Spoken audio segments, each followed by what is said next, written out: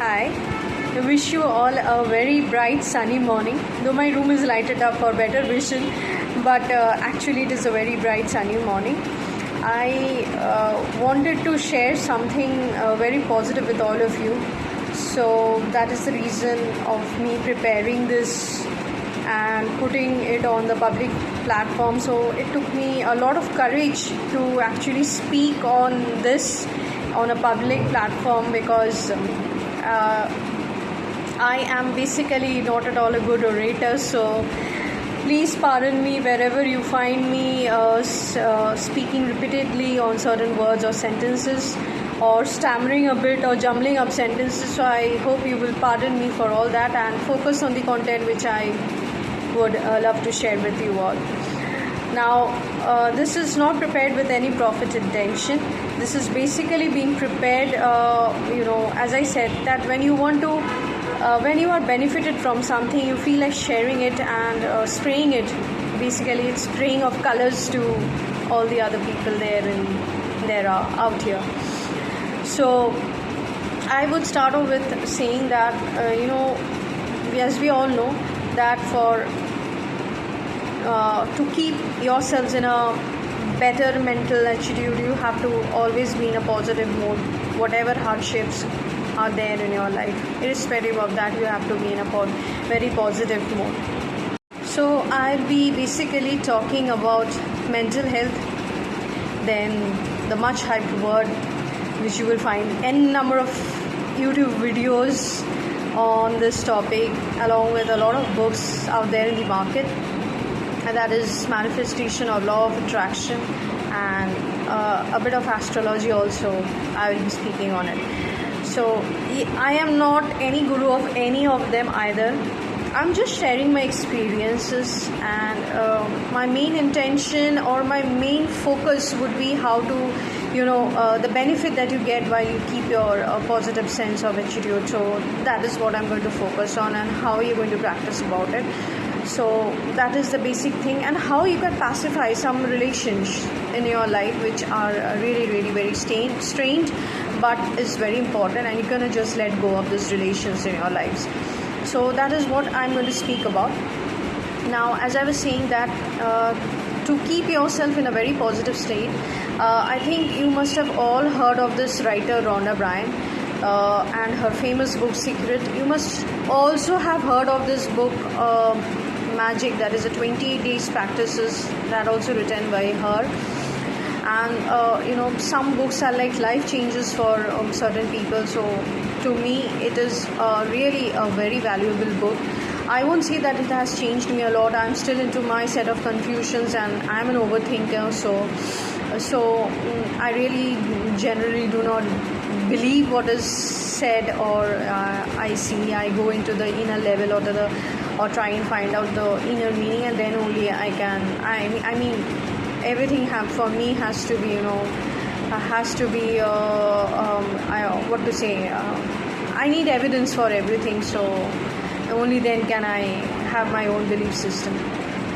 So that is what. But yes, when I first started to read this book, I was going through the reviews. So over there I found in one of the reviews, one person has written that the entire book consists of one word, that is gratitude. And when I started to read, I found the same thing from the first page to the last page, from the foreword to the last end of the book.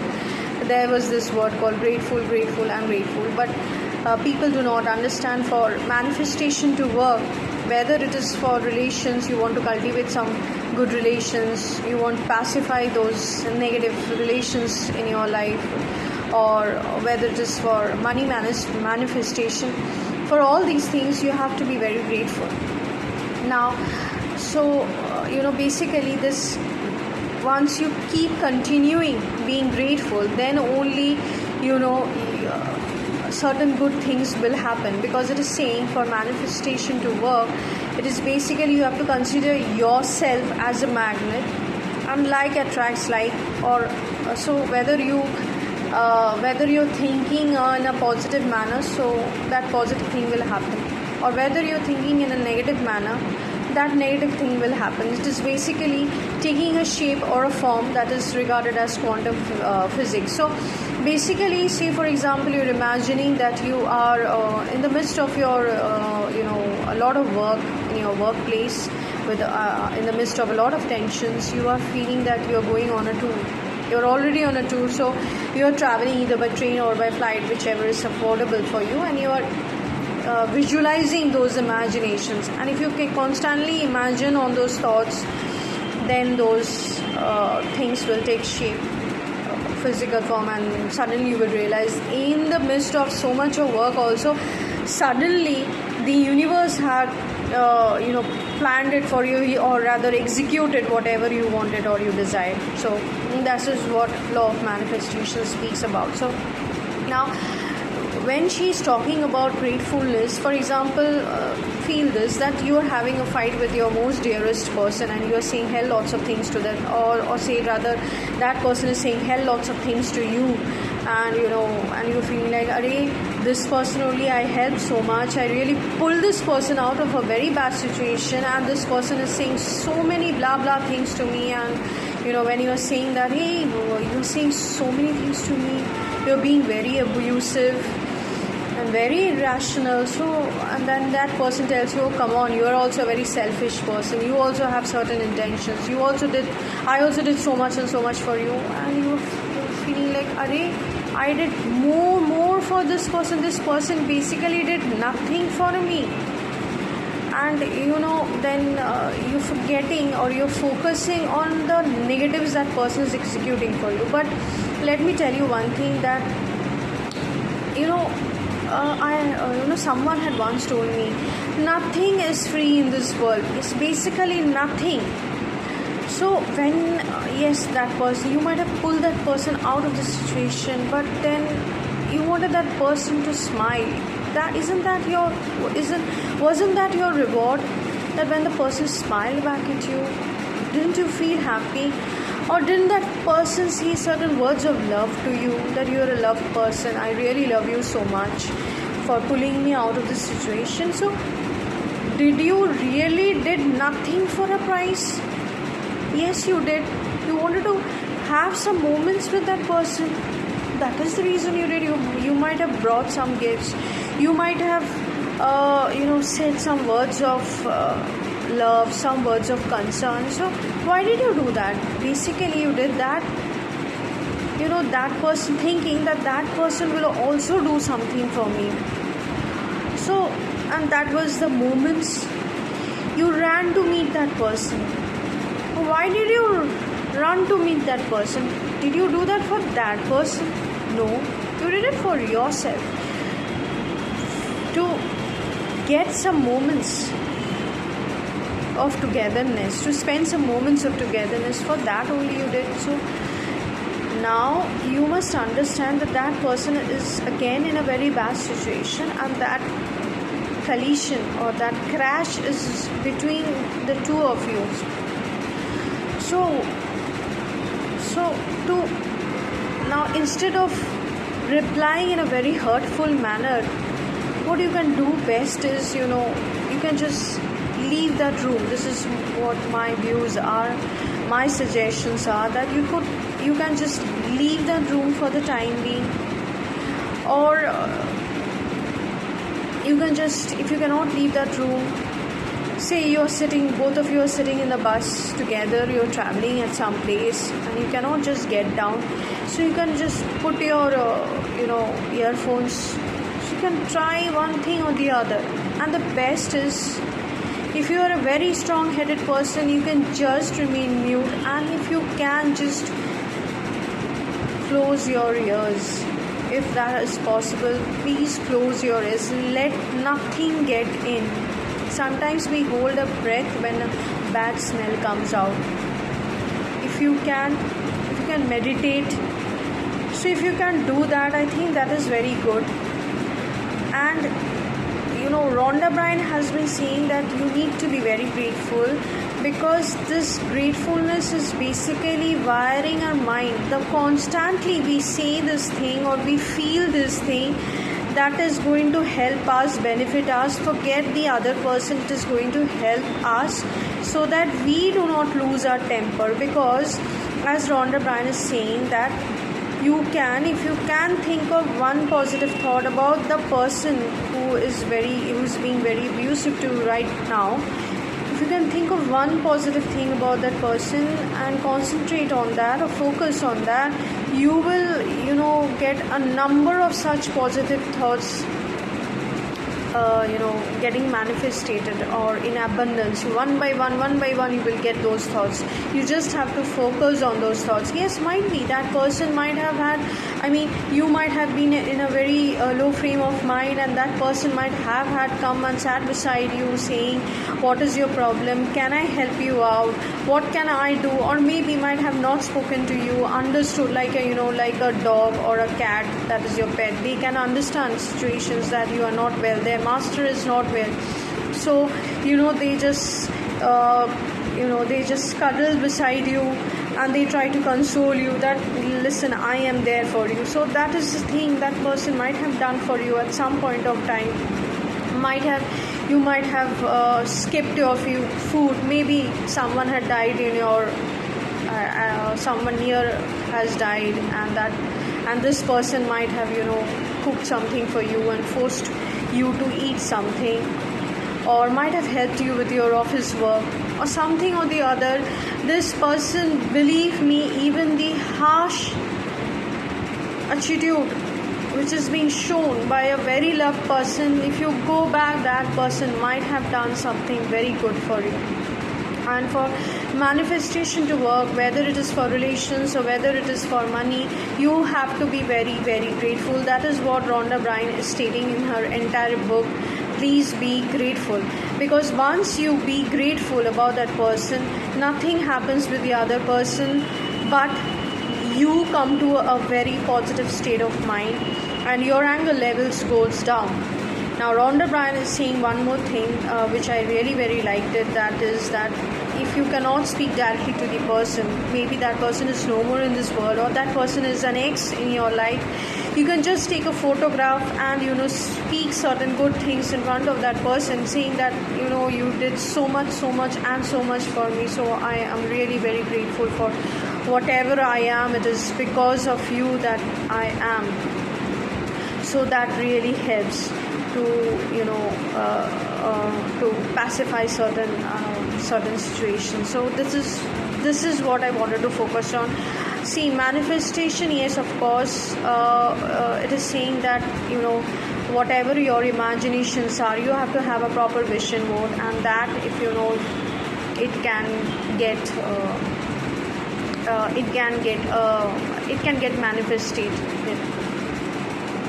I have also read it somewhere that for one positive thought, you can have 6 to 7 negative thoughts attached to it. So basically, we humans are, we love to be very sad. We love to hold those sad things. So this is what a tendency is. So Rhonda Byrne is once again saying that, let the negative thoughts come. You cannot stop that. It's okay. But plant more and more positive thoughts inside of you. And one more thing is this, that when she said this, that sit in front of a photo and say certain good things, it is basically you are sending certain good energies or good vibes to that person also. So I would like to correct myself that when I said ki nothing is happening to the other person but everything is happening to you, no, it's not like that. Something is happening to the other person also, because you might have I'll just give you an example. One day I was telling one of my colleagues that she was not in a very good state of mind, so I was like telling her that everything will be fine, don't worry, after some days you will see, after a few months you will see certain good things are happening to you, so please don't think in that. I was trying to console her with my words, and she was like, no, it's not going to happen, it is going to this is going to remain like this and all. So then again, subsequently later, one fine day she was in a hurry and she told me to keep one belonging of hers with me. and then I was like, okay, I can keep it, but the thing is that my bags are all open. I do not have a lock system, so what if it gets lost? And the moment I said that, she was like, oh, don't say like this. She was very scared. And then instantly I told her, okay, if I say something negative to you, that will happen, but if I say something positive, that is not going to happen to you. So, for a second she was like, she was statue, she didn't know what to reply. So this is what basically, the elderly people, we are told to, not our generation, I do not know, but our generation only, basically when we were younger, we were told, we were taught that you should touch the feet of your elders and all, and they will bless you. So you need those blessings. So those are words of mouth, but basically those are positive energies. So whenever there is again another fight between two people or more, then the room is being filled up with some negative energies similarly. So this is what we need to understand, that when we see certain good things, we are actually sending across some positive thoughts, some positive energies, and this way it helps another person also. So we need to plant more and more. For example, you have a stringent relationship with your own siblings, with your own brothers and sisters, and on Bhai Dooj or on Rakhi, you don't wish them, because there's somewhere there is a distance between you people. So what I would say is, the technology is around, why don't you just take a phone and text the person and wish the person. So I think this way even that person will feel this person doesn't regard me as someone very near or very close, but suddenly receiving a text will make that person feel good.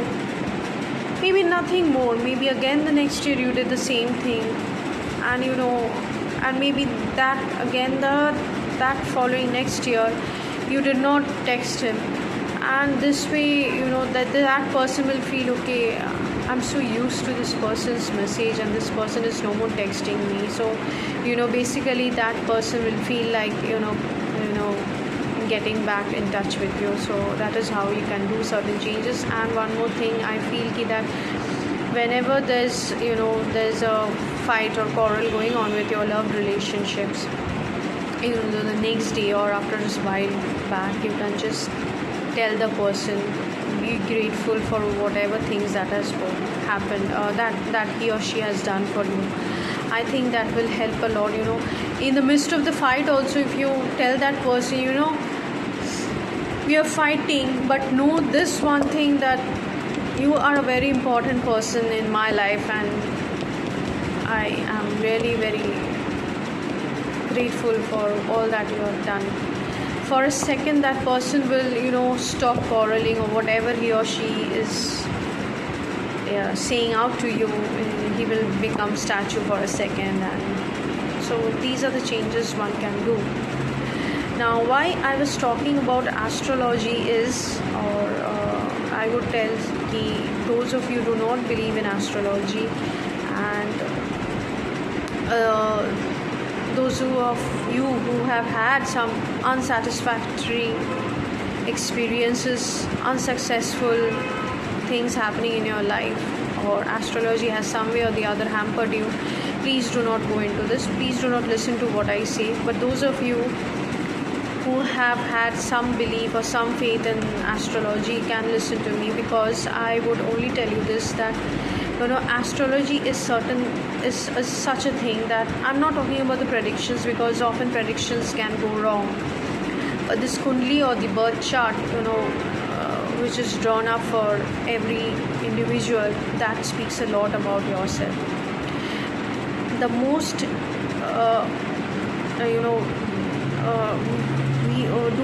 you know that the best person we know here in earth is ourselves only. We know ourselves the most, in simple words. So but still we know to a certain extent, we know to a great extent, but we do not know to the end level. So astrology, that birth chart, speaks about yourself. Basically it is a snapshot of the time you were born, wherever the stars and the planets were positioned during the time of your birth. That has a lot of effect on you. That is what some of the astrologers are saying, that moon is related to our mind, our emotions. So moon has a lot of effect to our emotions. Similarly, the planets also have a lot of effects on our emotions, on our behaviors, on our attitudes. So that is very important. And that kundli itself will speak a lot about you, about your family, about your relations, about your the nearest relations which you're having. Even it speaks a lot about your friends also. You do not have to look into another's chart to know a person.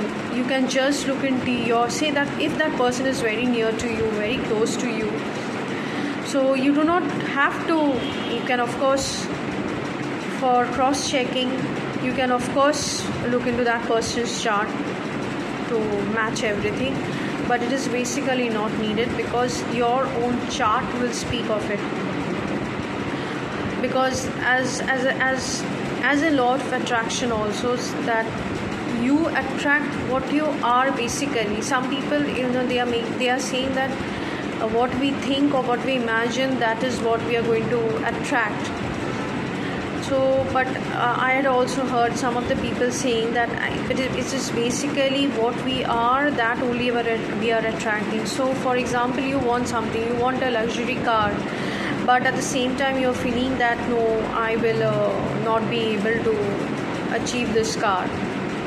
So then you're going into your negative thoughts. So what you are, basically you are a negative minded person. So how can you achieve that? How can you achieve that car? So you cannot achieve that car. So astrology is also speaking a lot about yourself. It is basically I had read somewhere something that you might have heard of tides taking place in the seas, in the oceans, but not much in the rivers and the lakes and the ponds. So this is as per astrology. It's saying that because of the sea, because of the salt, because of the presence of salt in the sea, there are lots of waves. So this tide takes place. So if salt in the sea can affect the sea or the ocean, why will the salt in a body not affect our emotions and our behavior and our attitudes? There was one reading which I read was this, that there was a chef in the ship, and one fine day he stabbed too many people there on the ship. So the doctors checked for his any sort of person, any sort of psychological disorder or something or the other, but they did not find any. So the astrologers felt, because of the rising of the moon on that particular day, and because of the position of the planets, that affected a lot in his attitude for that day, and he stabbed basically. I also read somewhere that if you go to asylum on a full moon day, you will find that those people are highly very agitated on that particular day. So this is what now why I'm speaking about astrology and then again law of attraction is basically if you know about yourself, because I'll tell you there are 12 houses in a birth chart. There are all the 12 planets are positioned in your birth chart. In one house there can be 2 planets, in another house there can be one single planet, and like moon, which is your mind, or is basically the mother in your life, and suns basically speaks about your father. So the house number 1, if I move on, start off with the house number 1, it is basically yourself. Then house number 2 is the wealth. House number 3 speaks of your siblings. It means it will show what kind of connection, what kind of relation you will have with your brothers and sisters. Fourth speaks of your mother. Fifth speaks of your romantic relations, or the house of, it is basically the house of romance. Sixth, not memory. Seventh is your marriage house. So from 7th onwards, so 1 to 6 is speaking about you, your family, and from 7th it is speaking about your interpersonal levels with the other persons in your lives. So now how do the astrologers predict? Now astrologers predict on the basis of something. First of all, they see something is there in your horoscope or not. Say for example, you want to go abroad. So first of all, they will have a look at your birth chart to see the position of the planets at the time of your birth. Like for example, if there's a Saturn in your 12th house, it has some positive effects and there are some negative effects also. So positive effects will be that you can travel abroad. So now that they are seeing, and alongside they are seeing this dasha period. You might often have heard that the person's time period was not good. Say a batsman who in the last season had really batted up very nicely is in a very low frame this year. So, and we say the time is not right for that person. So it is basically the time period, and whatever is there in a horoscope, that has to match to allow certain events to happen in your life. So whether it is, say for example, often these astrologers say, they use the term, something is, they will check for whether something is promised or not in your horoscope. Say for example, whether marriage is promised or not. So they will see for that. And then the sequence, that is the transition of the planets, that is the Mahadasha and the Antardasha. Now, if that is basically the divisional charts, that is the present transition of the planets. And this present transition of the planets will actually activate the planets in your horoscope and make an event happen. So, like for example, I'll give you one very short example, that is from 2020 onwards, my Ketu period has started, and my Ketu is in my 2nd house. Now this Ketu and Rahu, these are malefic, shadowy planets. They are not the actual planets, they are shadowy planets. Now Rahu is the is the dragon's mouth, and Ketu is the dragon's tail. It is headless. So both these planets are very malefic in behavior. See, these planets itself are not very, we cannot say the planets are very malefic, because that same planet in another birth chart can be highly beneficial. So it is basically the position of the planets at that time period has impacted our behaviors. So this is, astrology is science, and even the Bombay High Court is of the viewpoint that yes, astrology is science. So a lot many calculations are done. For example, say in one house one planet is there. Now that is not a very good place for that planet to be there, but it is aspecting another house. So what are the impacts it is focusing or throwing on that particular another house? So that has to be seen. Say for example, just for an example, Ketu is in the 2nd house wealth, and it is aspecting on the 11th house. Now 11th house is of friendship, or maybe it is aspecting the 4th house, that is your mother. So then by this the astrologer will come to a conclusion that you have to spend a lot of money on your mother, or on your friends, or on your marriage partner, or on your spouse. So this is how they look into this chart, and it speaks a lot about it, believe me. So these predictions can go wrong for a number of reasons, so I will not say about the predictions, but just to look at the snapshot, because it will basically explain what you are I'll give you another very simple example. I always had this feeling that I can often work in a team. I would love to work in a team, and whenever certain juniors has come to me or are there with me, I always say that I am. Please do not regard me as the as someone very. Don't regard me as a boss in your life or something like that. No, we are working together because each and every one of us has certain talents and positive things innate within us. So I will also gather a lot of knowledge from you. So in that way we can just exchange so many things between us. We can learn mutually, we can learn together. So please do not regard me as a boss. This is what I have always told my juniors or my friends, whosoever has worked with me on a particular thing.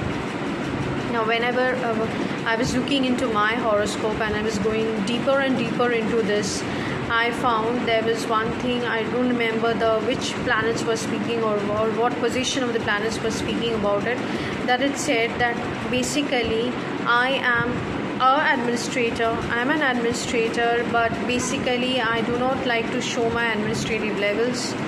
I like to work in a team. That was what my actual thoughts were. That is what my belief system is, and that is what I got it after so many years from this horoscope reading when I started learning about it. So now I will say the predictions often goes wrong because there are so many varied things. Basically this Mahadasha and the Antardasha periods, that is the divisional chart which the astrologist speaks of, they think that this one beneficial planet is traveling through at this period of time, and there is a possibility of going abroad as per your birth chart. So they try to club these two incidents. They make a lot of calculations also, and then they say within this time period you will be going abroad. Somehow that does not happen, because we need to understand that astrologers are not God. They are also certain learned people. Like for example, if you have a blood disorder, then number of things can happen. You can have vision eyesight problem, you can be prone to skin diseases, you can have stomach upset, you can have so many n number of things. But all these 10 number of things might not happen with you. The doctor, when you visit a doctor might tell you, do you have this, do you have stomach disorders at times, do you have this? So he will ask you certain questions. Similarly, the astrologers also will ask you certain things. So like for example, Saturn is in a very bad position in my horoscope. So for that, the astrologer, two of the astrologers had asked me, do you drink a lot? I know I don't drink. I never touched also in my life, so the question doesn't arise. But then when I tried to find research in my own manner, then I found why they said that. It is because of the position of the Saturn in my 12th house. It gave a feeling to them that I do have a lot of alcohol in my life. So that is how. So all things will not match, but since you know yourself the most, so you will be able to correlate with many things. Now, why am I clubbing astrology with a law of manifestation is because that once you know about yourself, and as I said, you will be able to know about the other person also. Say for example, your most nearest and dearest relation, that is your spouse, you might feel that this person is not adoring me at all, he or she does not love me. So even that information you can get it from your own horoscope, that whether that person really loves you or loves you not. So once you get that positive you get the clear vision, know that whatever you were thinking that it was wrong, know that person really adores you. So that you can switch on to your manifestation procedure, and that can be very helpful. So if you feel whatever clash I'm having with this person, or whatever bad things I'm saying to this person, I will not do anything of that, because that person really adores me. So I will focus on those kind of positive thoughts, and that will help you to easily manifest, to pacify this clash which is going on. So that is what so I wanted to focus on the positive things of astrology, and I wanted to share with all of you. And so basically astrology is a tool to know about your limitations, because it is only you who can understand what is going on and what is not going with you as per the birth chart reading. So you do not need to know about another person, because as I said, n number of things can happen. There's just a probability. N number of things can happen, but it is not correct to say, okay, this person is certainly wrong. Since Saturn is in the 12th place, so this person is a criminal, or has some criminal activities, or definitely has. No, that would be a very difficult statement to derive at. Basically, you can look into your chart to find about another person if the person is very close to you. Yes, of course, if the person is not very close to you, say, or suddenly you're becoming friends with the person, or maybe you are venturing on a new job or a new business. For that, the astrologers have one, I know about one procedure they use, or one technique they use, that is Prashna Kundali. Prashna Kundali is nothing but when the birth related information are not available, or when something is not being able to be seen or visualized from your horoscope, then this Prashna Kundali tends to be very accurate, much more accurate than what your birth chart is. So from the Prashna Kundali, then and there instant a Kundali is formed on the basis of your question, and the answer is given to you. So that is very often accurate. So you can access those things if you can come across. And predictions often fail because as I said, the astrologers are not God, and they might feel that a beneficial planet is passing through at this point of time, and so they predict the timeline, and they say this event is going to take place in your life. So that is what, even they can speak about a lot about whatever has happened in your life, whether you have traveled abroad, whether you have had any breakups, whether you have acquired a lot of money or wealth or properties. All this can be spoken from your birth chart itself. So I'll read out one stanza for you. That is, astrology is a tool for self-understanding and evolution.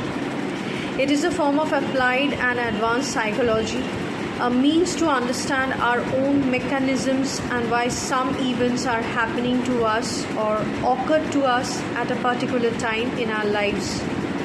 It is also a means to understand others and maybe to judge them less and love them more. So that is what, when you are having a very strange relationship with someone very close, you can just forgive that person, because believe me, even you are also not free of these kind of demeaning behaviors at times. You might also lose off, and this is basically what astrology is talking, that the position of the planets and the has do affects our behavior. But yes, there is of course a willpower by which we can change ourselves.